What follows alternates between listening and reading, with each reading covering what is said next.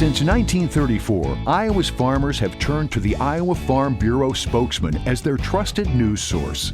Now, the Spokesman speaks. Listen in and hear from leading experts on topics important to farmers and agriculture.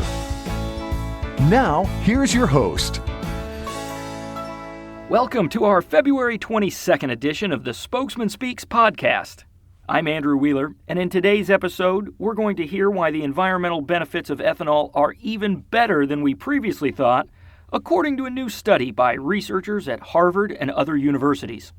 You'll also hear from an expert who's going to help you prepare for your upcoming crop insurance decisions for the 2021 growing season. But we'll start with Emily Skor, who's the CEO of Growth Energy, which is a leading national group that advocates for pro-biofuels policies. Spokesman editor Dirk Steimel recently called Emily to discuss a new study on ethanol's greenhouse gas emissions, the outlook for biofuels with a new Congress and presidential administration, and more.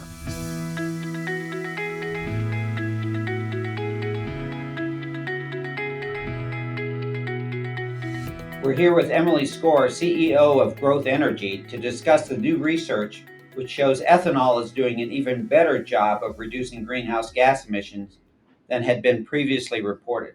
Emily, new research published by the Environmental Research Letters and conducted by Harvard and other universities found that greenhouse gas emissions from corn-based ethanol are 46% lower than those from gasoline.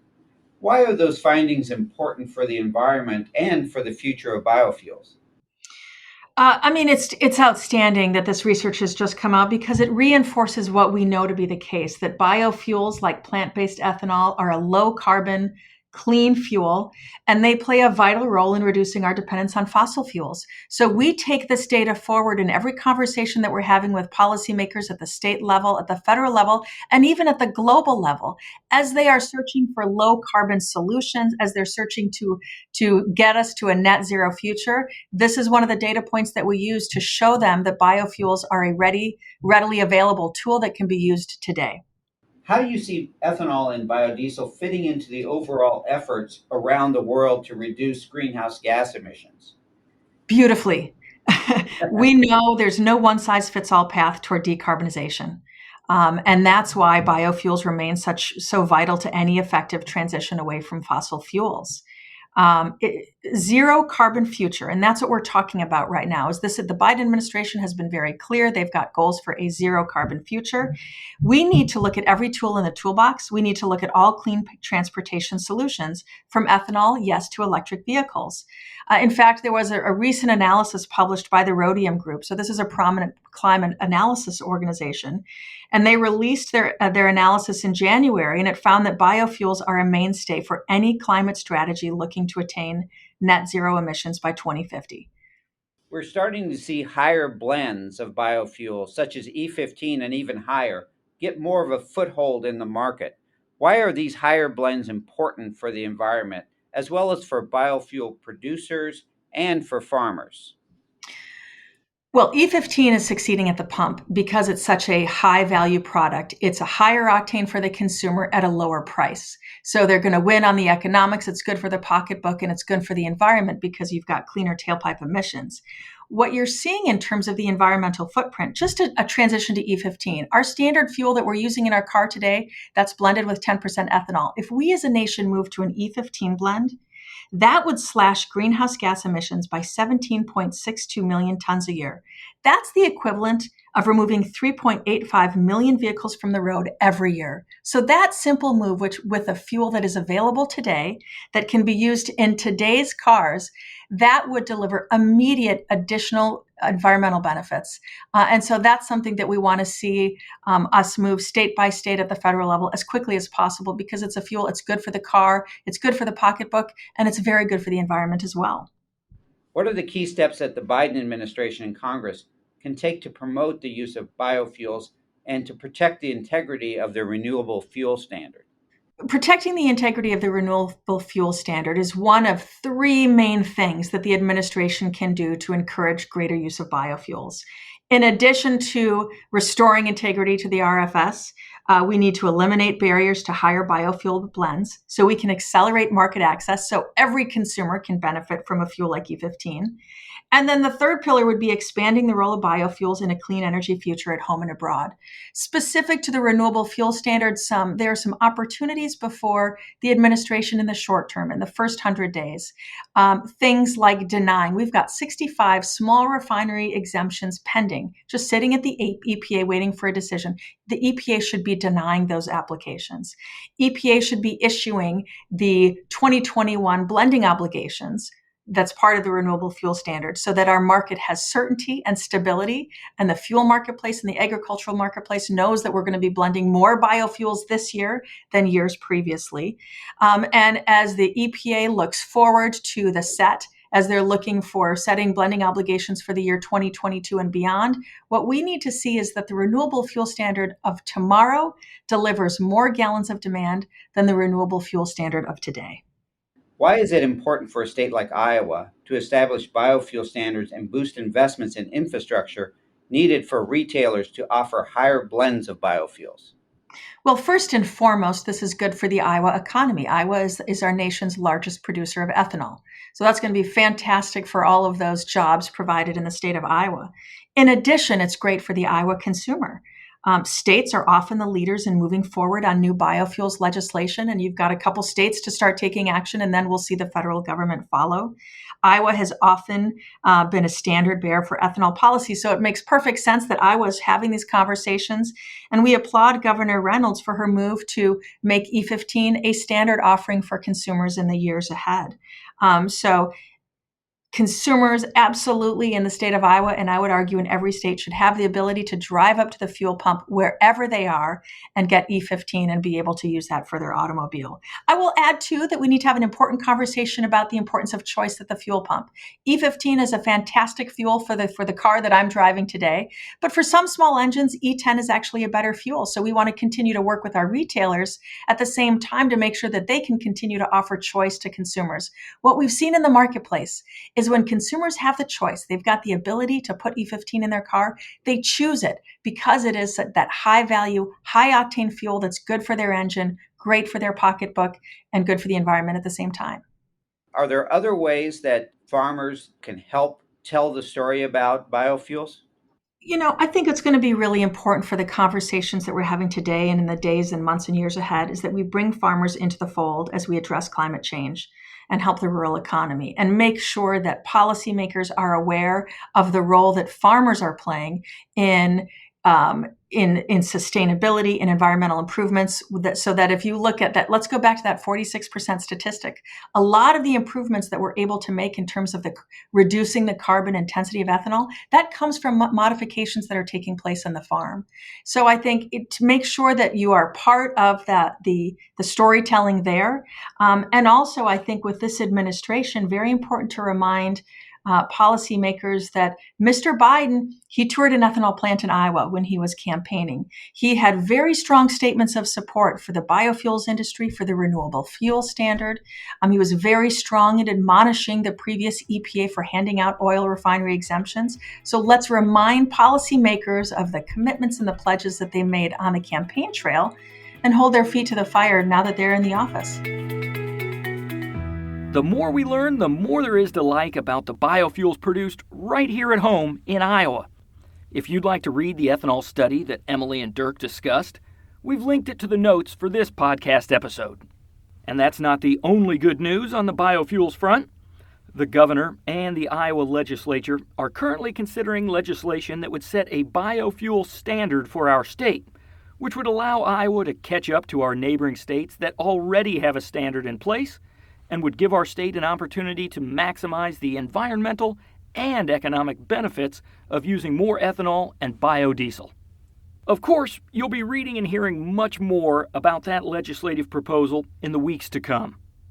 From biofuels, we turn to another topic that will be top of mind for farmers as they set their sights towards spring. You don't have to look back further than 2020 to understand the importance of the safety net that crop insurance provides farmers. So, as we approach the spring deadline for 2021 crop insurance decisions, we thought we'd bring on Kasey Engel, who's a regional crop consultant for Farm Bureau Financial Services. Spokesman editor Dirk Steimel takes it from here.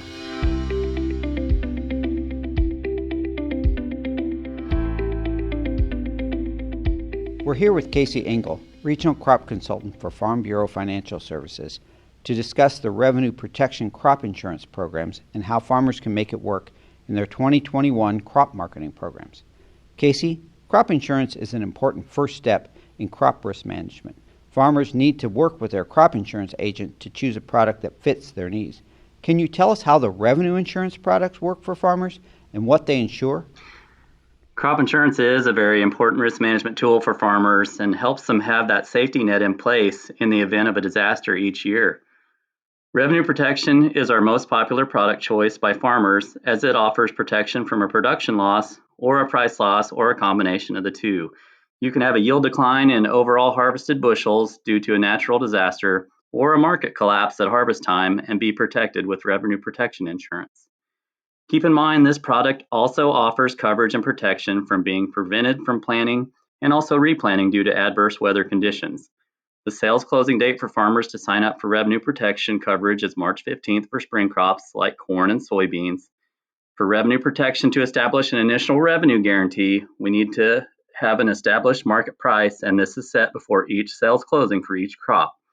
It's all based off the Chicago Board of Trade and not your local market at your elevator.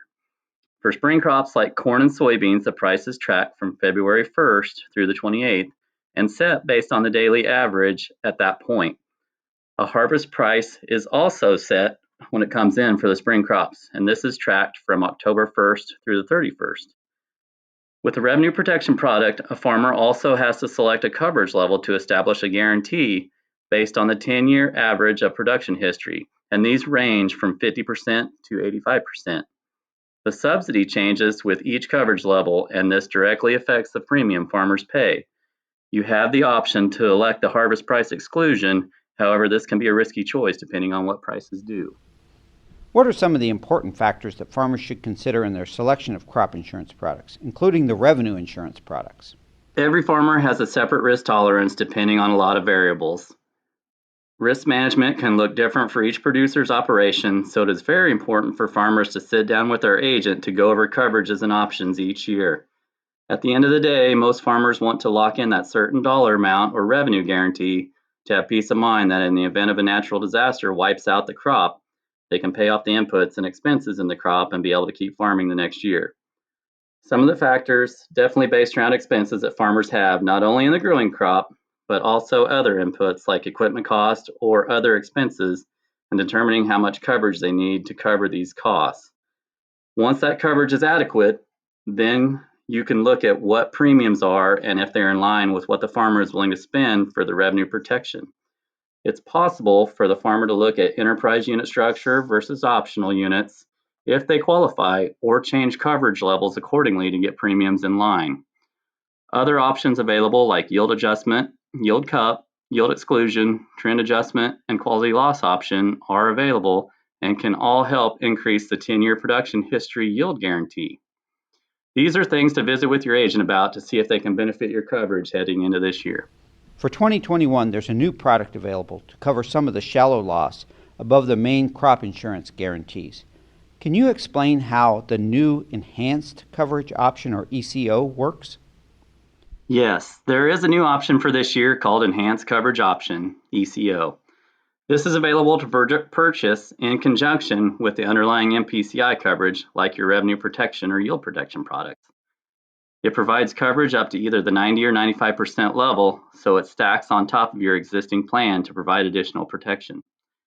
The ECO is an area-based plan, so while it follows the existing underlying coverage like revenue protection or yield protection, it is based on the county's yields and revenue to determine if a loss is payable. A couple other highlights: the ECO is subsidized at 44%, and you can have supplemental coverage option, SCO, and ECO at the same time. Additionally, you can have either ARC or PLC elected at the Farm Service Agency.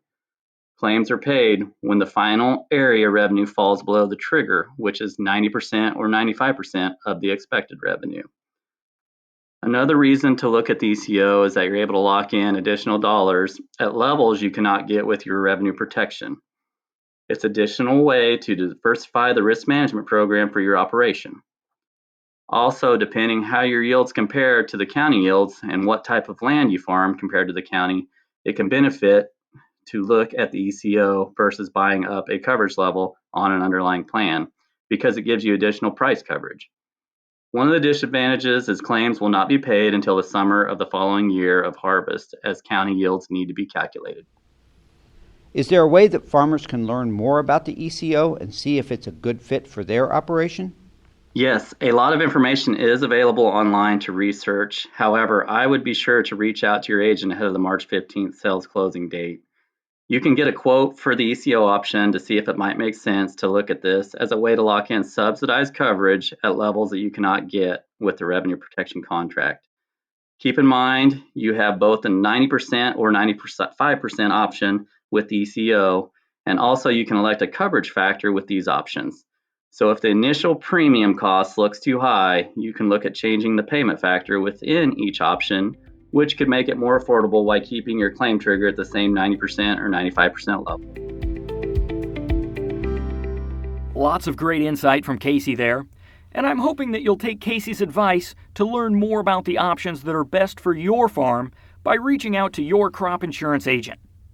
And in addition to that, I definitely encourage you to check out an upcoming webinar that Farm Bureau is offering about crop insurance and pre-harvest marketing.